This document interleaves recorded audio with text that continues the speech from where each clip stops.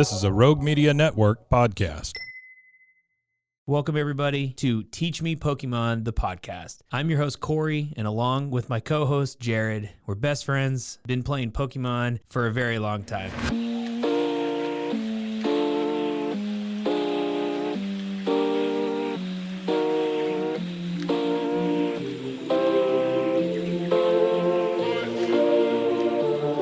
All right, my brother, here we are, another episode, Teach Me Pokemon, the podcast, Jared. On video. On video. On our YouTube channel. Do you enjoy being video now that people can see your face? I think there's good and the bad. You know, it just means the more I say, the easier I am to find. And who knows? You get eggs thrown at you when you show up at a regionals, and you know why now. That's true. You know, one time my dad said, Jared looks like a model. He could be a model. He has a model's body. That's a little creepy. I mean, you are, tall, skinny, that's maybe for a female model. I don't know for a male model, but I think I'd be a beautiful female model.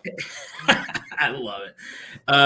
Well, anyway, I'm Cory. You're Jared. We're the hosts of the Teach Me Pokemon podcast. We're going to start today on a somber note, Jared. It was a good weekend because I got to go to NAIC and then the results weren't great. And so it's a sad day here. I'm still recovering. It'll probably take me 2 or 3 months. I had a good talk with all the notables, myself, Azul, Michael Pramawat, who said he had the best deck in the tournament, didn't even make day 2. Caleb Gettimer. I thought he did make day 2. Did he not? I don't think Pram made day 2. No. I could be wrong.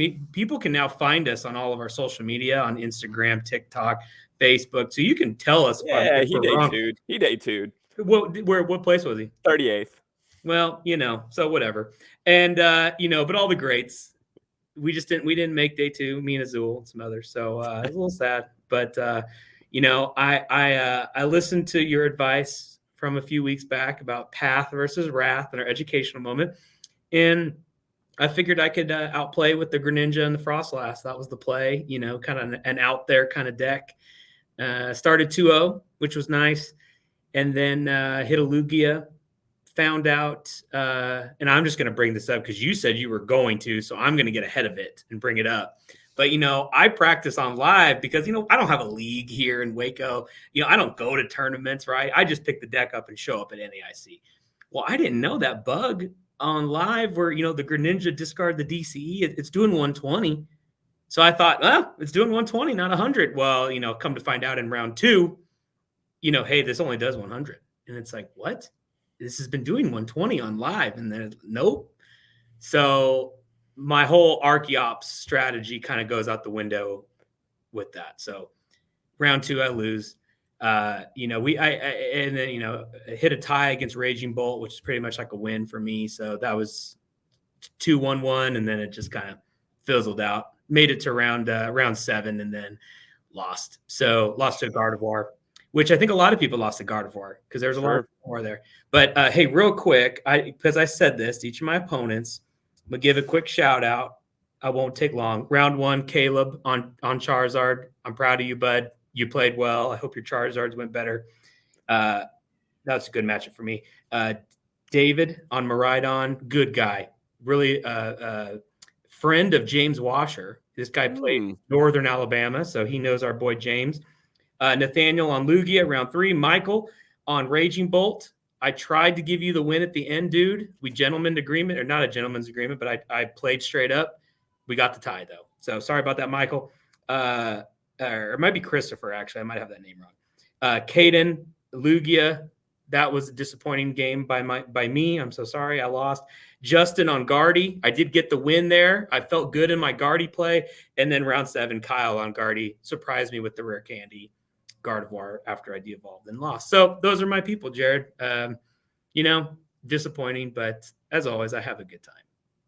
But you want to win. So that was my rounds. Enjoyed being there. Did you want me to talk more about it? I mean, I don't know. No, I think I have a little apologizing to do in this whole scenario because, what do I say? What have I been saying for weeks?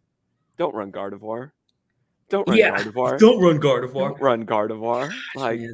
don't do it. Then it shows up in the top 5 day 1 decks and is the number 1 day 2 deck with 62 decks in day 2, accounting for over a fifth of the field in day 2. 62. That's crazy. And because I say, man, I don't like to boast, but I got to be one of the best Guardy mirror players. Like I can play that mirror like none other. I would have had a pathway. I should have just run it. But you would have been upset. Like then what? What if we're sitting here having the same conversation, knowing that 62 Gardevoirs got into day 2 and you weren't one of them? What's the conversation look like then? I would have canceled this episode this week. You wouldn't have heard from me. No, I think the only one I wish I would have run, which would have been fun for not for other people, but for me, I think would have been the quad Tyranitar, Iron Thorns. Ross played that. A couple others played that. Made day 2. Yeah. I was practicing that. It's a fun play. It can lock a lot of decks down. Gardevoir has some outs, the Fluttermane, the Klefki. It can get out of it, but there are some ways where you're just like, sorry, you can't attach energy anymore, in that matchup. But anyway, yeah, Greninja, you might be done for me, man. I think I might be moved on. It's been many years. It's been many years. I think we're good. I think I got Iono'd 90% of the time after doing Shinobi Blade, which is what you should do. I'm not mad. I'm not mad, but it's like, man, come on. There was that Elliot, I think his name was, top 128 or something on Greninja. He was the highest place in Greninja. Had the Pidgeot. I probably should have put the Pidgeot in. Did not put the Pidgeot. So regrets. But there you go. So that was NAIC for me. Well, let's talk about it at whole then. Let's take a look and analyze, try to step back from our own personal performances or our lack of even being there, and talk about it as a whole. So we see Andrew take it down, steal the glory from Gardevoir in what looked like it was going to be a Gardevoir finish. Yeah. Lost Box, we've been talking about it. Just what are your thoughts on the whole on what we saw in day 1, day 2, and then leading up to his victory? I think I could play this back. Well, no, it was in the car. I think it was in the car. I think I told you I was doubting Greninja. I called you. I said I'm doubting, and the only thing left I have to put together is Lost Box. And I think I need an Iron Hands, and I need what was the other new card that I'm the Tyranitar, the Iron Thorns, the Thorns. And I should have pivoted because it's just like I feel like this was going to be good. It was going to be consistent. It was going to be good. So Andrew, running it, played it really well. I mean, I think in the matches, I watched live his match with Isaiah, and he just full command of the deck and knew what he was doing. He's obviously an amazing player. You have a guy that has won multiple regionals and then comes in and win an international. It's like at the end of the day, people want to talk about like, oh, this game's lucky, or I had bad draws, or my opponent got lucky. Man, you have a guy, and we talk about this other players that have won multiple times, like Tord, but like this guy, he's consistent. Like he's there. This isn't luck, and he does it on different decks. So, but in a field of a bunch of Gardevoirs, he clearly felt good in that matchup. The Iron Hands is just a tough card for Gardevoir to truly navigate around in the game of chess that is Pokemon. And, when you have that ability and can draw into cards, the MVP, in my opinion, was what? What do you think I'm going to say? What was the MVP for Andrew in his deck?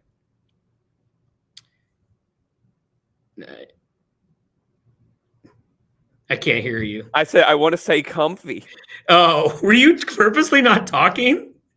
What was going I had it muted. Like you're crazy. Comfy, not MVP.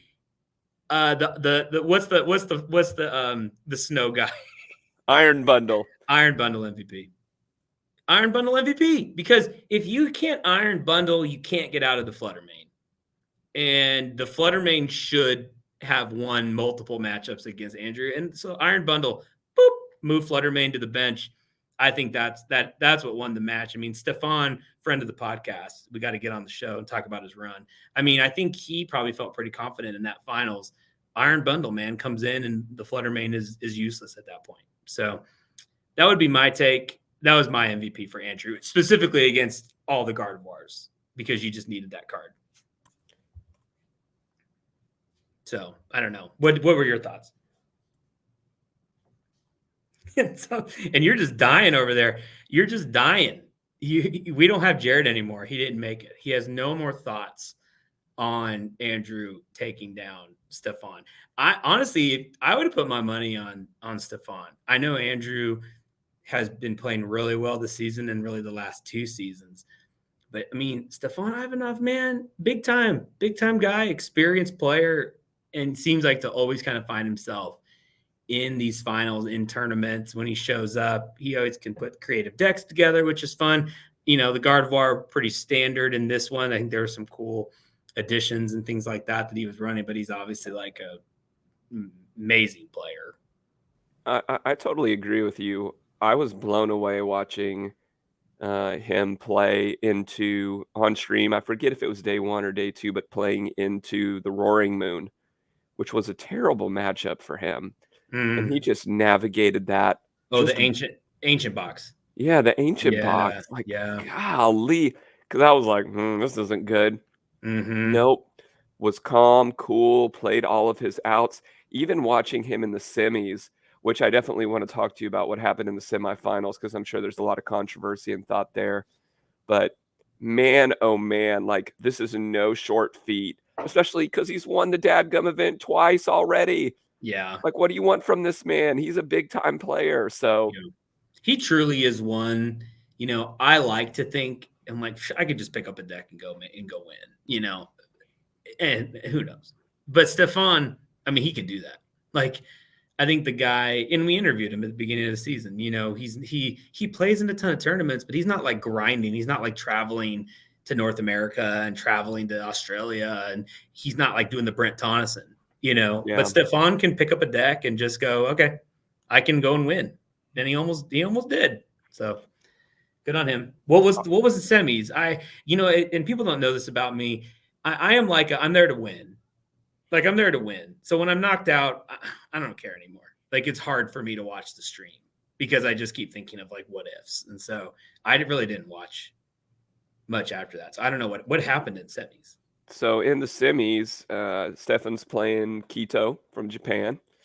And game 1, Kito just gets out ahead and holds it down. Up 1-0. They're both on Gardevoir, right? Both on Gardevoir. Kito's on Gardevoir, yeah. Game 2, Kito's up. Kito can win the game. Gets a pace of play second warning, which costs him 2 prizes. Next turn from Stefan, count and catcher, knockout Gardevoir EX. Brutal, man. I mean, like, you try to compare that like to other sports where it's like, hey, this team is clearly going to lose, and then all of a sudden it's the roughing the passer on 3rd and 28. And it's like, what? And then it keeps the drive alive. And then every time, Jared, after that, touchdown. They go to game 3, sudden death situation, which there was no reason for it to be there. Stefan was going to lose. Yeah. Like, there was no real route forward there. And then he collects and makes it. So it's good on him. You can only do what's in your control, right? Mm-hmm. Yeah. You only can. You got to play what's in front of you. And if it happens, it happens. Now, you know, to use another sports analogy, you know, NBA, you know, you're like working the refs all game. You're working them. Hey, he's fouling. And then the fourth quarter, what inevitably happens? Oh, they call the charge finally. So it's like, was Stefan like, hey, slow play? He's slow playing. I feel like he was. Like, I don't even think Stefan really wanted to see it go down like that. I don't know that any player wants to see them get a W based on the faults of their opponents, right? No. I have a hot take. It has nothing to do with that. Come on. You know what Japan should do is they should send all their top players to the regionals in NA and EU and have the Japanese players steal the championship points, because it doesn't matter. The Japanese players don't, like, he doesn't get any points for that. You qualify in Japan. But what that did do was take away points from somebody in NA or Europe to get points, or Latin America. That's a good point. So if Japan just started sending hundreds of players around the globe and just started top 18 and top 16, there would be less and less other players at Worlds to be a bunch of Japanese players. I thought you were gonna say like they should boot camp, like when we send, like when Korea. NA, like when NA and EU start sending league players to China and Korea to try to catch up magically in 3 weeks. Yeah, it's not gonna happen. That is the biggest pizza crock ever. Like when like Cloud9's like, well, we had a good boot camp in Korea. We had a good boot camp, man. We're dominating in Korea, and then they come back and they start like 5-5, and they're losing to, I can't think of another team. I was going to say TSM, but like CLG, and they're losing to 100 Thieves. And it's like, what are we doing? Like, you said you had a good boot camp. Well, you can't even beat other American players. It's all spin, man. It's all spin. It's all spin. It's all spin. It's like those workout videos on Instagram. Like, man, look at Ben Simmons. What is this? I forget, what podcast is this? What are we talking about? Pokemon. I have a Pokemon question for you. Are you surprised how closely, in terms of day one deck usage, that this tournament followed what we saw at the most recent Japanese tournament? Oh, as far as like what was the usage of day one, like Lugia, Gardevoir, Raging Bolt. I am not surprised. I think we had only one tournament. Well, that's a lie. We had more than one, but that was the biggest tournament that we could look at and say, okay, this is clearly what they ran in Japan. And I think a lot of NA players, and I can tell you this, when you sat down at a table, first question is always, where are you from? Where are you from? Second question, how close are you to your invite? Wait, how many points? Like that was, and that's always asked at regionals, but this more than anything, because I think a lot of players came in so close, and this is the last opportunity to get points. And so you're going to play it safe. And the best way to play it safe is to see what Japan's playing and what played well there. So let's play that, because I just want to qualify for Worlds. I'm 50 points away. I need to get top 256 or whatever it was. And so that is not surprising to me, Jared, because we have such little sample size of this set. Now, if this was like the second month or third month of this rotation, it would be different. But because that's the only one really we had to go off of, I'm not surprised. I thought people would look at that and that would signal some kind of meta shift, right? Like, oh, we need to go heavy electric or have some electric options, which some of the best decks did, right? You have Iron Hands, you have Iron Thorns. Yeah. But I just couldn't believe. I mean, you heard what we did on what we thought was going to be top 5. Tord heard me. Tord was still running Charizard and got a high day 2 finish. But like, yeah. What happened? Where was Charizard, Cory? What happened? Why? I think too many new cool things came out, and I think it felt too, even though it is different than Dragon Bolt, but I think it felt like, well, if I'm going to run Charizard, I got to run it, because Tord ran it with Dragon Bolt. Like, this wasn't just Charizard straight up.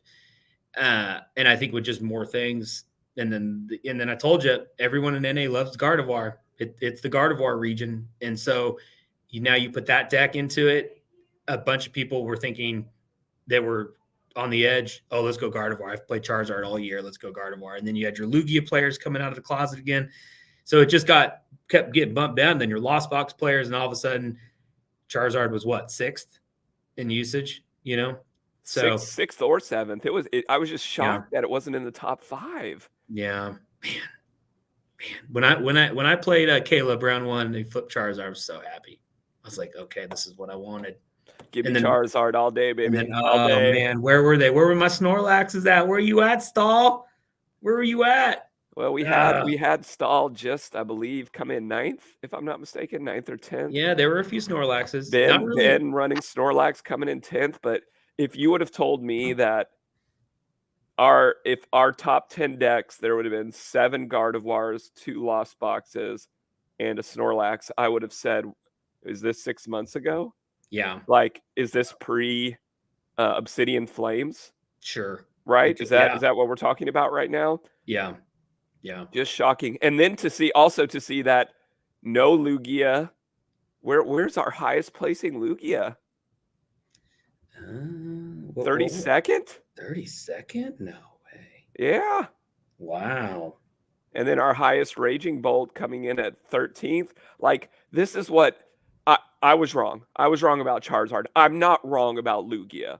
I'm not backing down off of my stance off of Lugia. It beats itself. It beats itself. And if it's the number one deck in day 2 and your highest placing finish is coming in 32nd, what more do you need to see? It's so dependent on, and I should have just wrecked all the Lugias. I not to go back to myself, but I should have had better matchups there. But yeah, if you don't get Lugia down, there's so many ways for it to have bad starts. Like if you don't turn one a Lugia on the bench, bad start. If you don't double Archeops V-Star turn 2, bad start. Like, and then these other decks are just so much on top of you, or you're letting Gardevoir set up. Oh, it's over. Yeah. You know, now the Mincinio and the Chinchinio, that helps you with the prize trades and stuff like that. But at the end of the day, if you get a slow start, it's over. So, I mean, I think people were finding that. And then when Iron Hands can come in and clean you up too, that's rough. You know, what do you think of our 17th place deck? Nicholas Moffitt on Xian Pao. What did you think about the Xian Pao performances here at the tournament? I mean, we saw them. Like, there was some good runs. Like, I think it could have made a deeper run. You see it again, Dylan Gunn in 24th. And then again, Lucas was running it, who's coming off of the LA win. It's a good deck. It's just not going to, it's the same problem as Lugia. It's not going to get you there consistently. Yeah, like that's true. At some point, your Baxcalibur is going to be prized. It's the rampant use of de-evolutors right now. And other Pokemon are hurting you, right? So I just don't think it panned out that way. But I have a hot take for you, and I want to know what your thoughts are on this. Hit me. If I told you that the stars, and you've alluded to this already, that the stars of this tournament were support Pokemon, you would agree or disagree? Oh, I would 100% agree. 100%. 100,000,000%. I think you go down the list. I mean, Lost Box is different because there's so many pieces to it, and to say it has a support, but I think the Iron Bundle came into play against specifically the Fluttermane, which would then be an awesome support card for Gardevoir in some of its matchups to Fluttermane into different, you know, even in the mirror. I mean, you time it right and you Fluttermane another Gardevoir and they can't get out of it. That's super devastating sometimes. So even that, you know, Raging Bolt, arguably Teal Mask probably wins 6th man of the year in this tournament because that is like the best support card in any of these, because it just is the engine. It's more energy in play. That's huge, you know. So yeah, man. I mean, I think the support Pokemon, the one-ofs, if you want to call it the club of one-ofs, I think, well, there's more than one Teal Mask, but you know what I mean. I would agree. I think it's the margins are so thin in this when you get to the high level players and decks that it is those like little one techs that make a big difference. And I think the other one that we didn't talk about is Monkey Dory. Like huge difference maker. And that was what was so fun in these mirror matches of Gardevoir, is like Monkey Dory became more of a healer than a damage dealer in a lot of situations, because then they would just Monkey Door ping pong you back. Yeah. Masterful play by these Gardevoir players. Yeah. The Monkey Dory changes the numbers in so many cool ways into a matchup like that. So yeah, the Monkey Dory, awesome play. It did not win, but it had some, clearly did well. Went 6 or in the top 8. And I'm pretty sure every deck had a Monkey Dory in it, every Gardevoir deck. Shout out to we've got to shout out Iron Thorns in some of these Lost Box decks. Yeah. And Fluttermane just in general I feel like put in a lot of work in these tournament decks as well. Huge, man. Heavy lifting. Colin Merrily Matthews, want to shout out him. He's a friend of the pod. Finished 45th on Raging Bolt. Good for you. And then Lucas Zing, friend of the pod. Man, I know it's Xian Pao, and I know you have a thing against it, but Lucas has been playing so well. He was on stream. I think he won game 1. getting down there towards the end in round either 14 or 15 or 13. I could be wrong. I thought Lucas had the pathway to top 8 for sure. And he just played so well, and it didn't break for him in that matchup, but great performance by him as well. So again, I always like to shout out some of the folks, and then Stefan. I mean, clearly guests of the Teach Me Pokemon podcast did very well at this tournament, Jared. Stefan and Lucas and Colin. I think our boy Marcos, where he was somewhere in top 64 or something like that. He was on Twitter telling me, 62nd there on Lost Box. So I don't know, great performance. Aiden on there, 64th on Lost Box, So our boy, the bad news. Can I break bad news to you? James Washer, he did not make Worlds. So a little bummed. Our Pokey Dad, man, our Pokey Dad. Our Pokey Dad. If anybody could give their World invite to James, he's a great guy. So just transfer that. Give Pokemon International a phone call. I will go as tribute. I will go as tribute. So good up, man. Good tournament. Well, what I want to move now because we have a very special segment talking education, unless you have something else you want to do. I'm not educating us today. I was not at the tournament. Cory went. I told him, listen, it's you this week, man. It's you this week. Bring something back. Bring something practical. Yeah. Cory, the floor is yours. What you got for us? I appreciate that. I was a little nervous. Usually you do the educational moment, so I was a little nervous on this one. Thought about what I wanted to talk about, and it dawned on me. And I told you this, I mentioned this on the pod already today, is like, once I'm out of the tournament, I'm out. I'm there to win. If I'm not going to win, I leave. I go find something else to do. But I did stick around. I watched a little bit on the main stage. And then the next day I came back to the venue, which I've never done unless I'm playing in day 2. So I come back, watched some more, went to some of the little shops and, kind of soaked it in. And it dawned on me, Jared, that this is not – they don't throw these tournaments for the competitive players. That is not the reason why we have these. And, people like Azul and others want to probably say differently there, but, and I think I get it now. And this is why Pokemon, although they're doing more for the prize pool and your invite and all that stuff, they don't care. But it's because they go to these and they have their eyes open like I did. And you just see people just congregating at tables, hanging out with friends, going, trying new games, walking around, going to the store, laughing, just enjoying themselves. And I'm like, how do they enjoy themselves? They're not in the tournament anymore. Like, you got knocked out. You're not in it. Why are you laughing? You shouldn't be having a fun time. And what are you doing? Why are you here still? Go home. Get your plane ticket and go home. You're not, unless you're on the stage or you're vying to make top 8, what are you doing? And it's like, oh, because you truly just enjoy doing this. And they find common things of interest with each other, meeting new friends.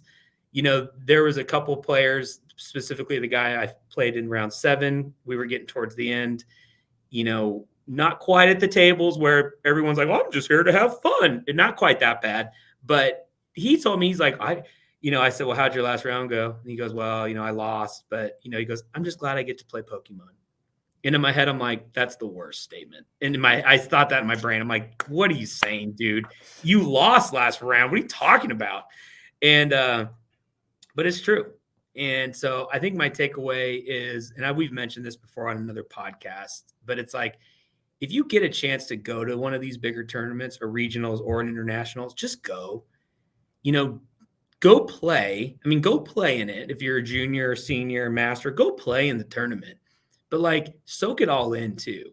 And go do all the things that are available to you, because that is truly the camaraderie of it. And it's the community of it. And I think that is why Pokemon does these tournaments, and they really don't care about the competitive scene, but they need to have it. That's why they're having these, but it's about the community. And so my takeaway is, this is something fun to do with your family. A lot of families there, which I thought was really cool. You see people pushing their babies in strollers and all this stuff, and soaking it all in. So my educational moment is, treat it competitively. put competitive decks together, take time, research, practice, do all that stuff. But at the end of the day, just go and soak it in and just have fun with it and try to have a community around it. Like, you weren't there, right, with me, but I'd call you after every round and it still was fun because we still got, we're watching the same stream together. Like, there's still things going on within the environment that are common, even though you weren't physically there. And that's still cool. Like, that's still fun. So that was my just walking around. I never really pay attention to that stuff, Jared, and I did on this one. And so I don't know if that's like me just getting old or something, but I was watching people and I was observing and I was taking it in, and I was like, okay. So that's my educational moment for everybody is go to one. The schedule's not out yet, but there will be one semi close to you that is either within driving distance or a quick flight. Just go experience it. And, everyone is super nice. They're super friendly. You'll learn a lot. You become a better player. Don't get all wrapped up in the tournament. I know we want to win too, but that would be is just go check it out. But Pokemon has these for the environment, not for the competitive scene. Oh, so it's a community versus competitive. Is my educational moment. Beautiful little alliteration there. I've taught you well. No, I love that. Because we talked that episode where I went to Knoxville with my son, and that was my first time at a regionals where I wasn't in the standard tournament. I had a lot of questions going there saying, like, am I just going to be like looking over my shoulder the whole time, wishing that I was playing in the big one? And the answer to that was no. Yeah. Like, what does Hootie think? That's our dog barking. Does Hootie agree? But I was having as much fun eating a hot dog, watching the main stage with my son, talking about like, oh, they need to do this. Like, oh, he should have used his switch cart instead of attaching it in.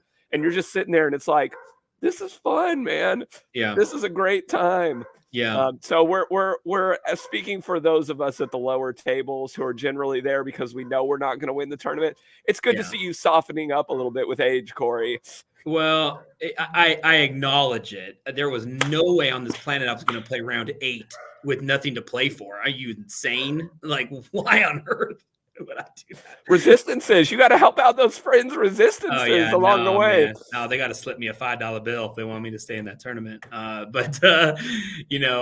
think that was cool. What I also noticed, and this is just the growth, is like, and we were texting about this, but I'm watching the TCG, but there was just as many people watching Pokemon Go, and then there was VGC, TCG, and then Pokemon Unite, which I had like really know nothing about, but we obviously played a lot of League of Legends in our time and are very familiar with MOBA. And I feel like, I can watch TCG and I'm like, okay, I know what's happening and I know what's probably going to happen. So I found myself watching Unite more than I did probably the TCG. And it was wild. I was like, okay, learning like, okay, they're getting Rayquaza here. That's like a dragon, so they're going for dragon and all this crazy stuff. And it's just growing. Like, I wonder where Pokemon 5 years from now is going to be. Is there going to be 2 new games added? There's the fighting game 2 that wasn't up on main stage. Pokken, I guess what it's called. So like Pokken, that could have been up there, I suppose. I mean, there could be a whole arena of different games that are like competitive and people can make worlds in. And so that part was really cool to me. I've always known those other things happen, like specifically VG. That's always been a thing pretty much. And they have like loud people that yell at stuff. But to see all 4 different games going on at the same time, I thought was really cool. It's a scene, man. That, like you said, go and soak it in. Every single game there has a way for you to learn it if you've never learned it before. Yeah.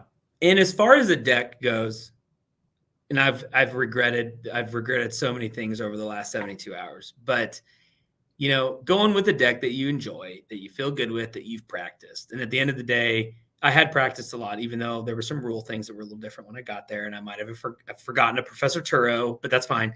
No excuses, but whatever.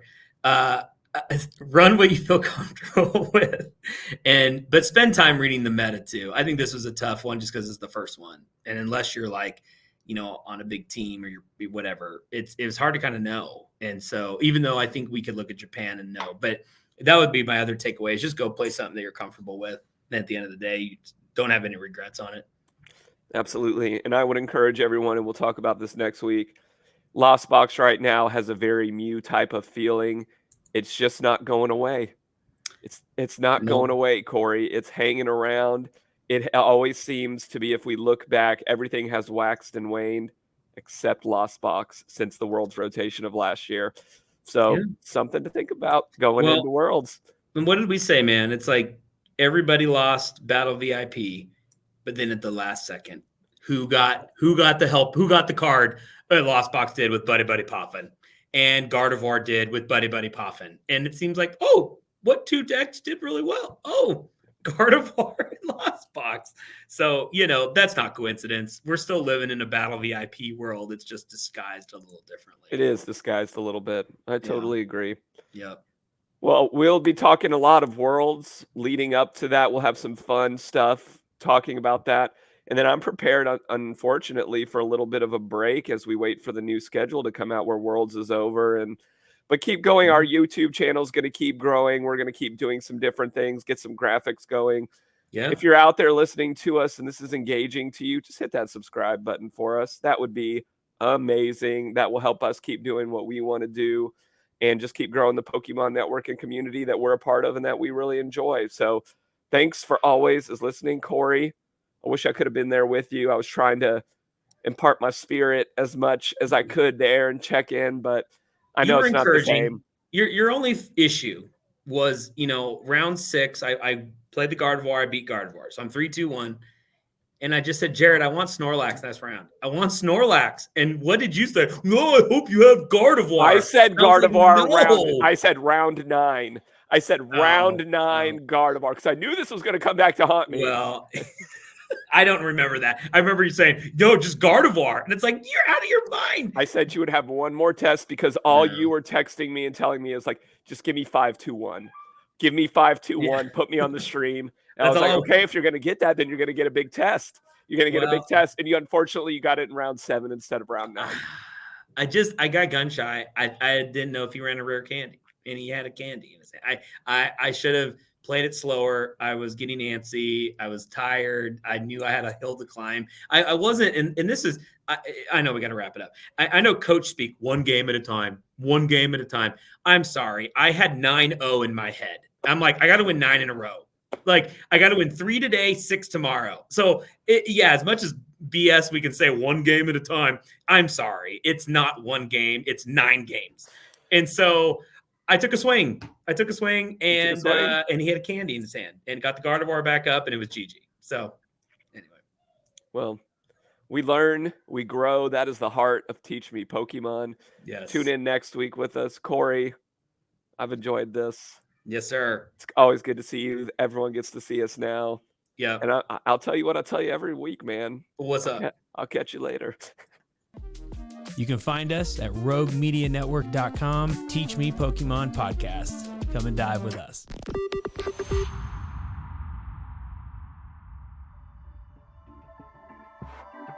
This has been a Rogue Media Network production.